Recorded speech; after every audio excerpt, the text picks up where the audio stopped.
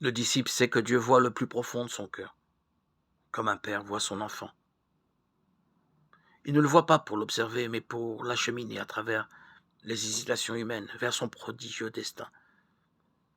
En ce dialogue, Dieu façonne son être, le modèle à partir du schéma de son rêve inouï. La parole que Dieu lui dit sans cesse fait de son cœur un cœur de disciple, de sauvé. C'est un dialogue d'un genre radicalement nouveau et original, du fait qu'il se déroule avec quelqu'un qui voit et qui voit en pleine lumière. Avec lui, pas besoin de parler pour être connu. Dieu voit les péchés et les pauvretés de toutes sortes qui occupent nos cœurs. Mais ce n'est pas pour juger. Il s'attendrit devant notre faiblesse et il a toutes les trouvailles pour nous faire accueillir son pardon.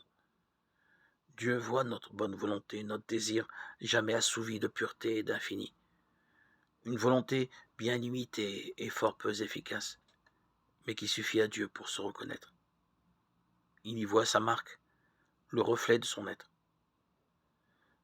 Ne voit-il pas déjà son disciple, son enfant, comme il voit et il entend son Église, toute glorieuse, sans tache ni ride, ni rien de tel, mais sainte et immaculée, Éphésiens 5, 27. Ne le voit-il pas déjà dans la lumière du royaume?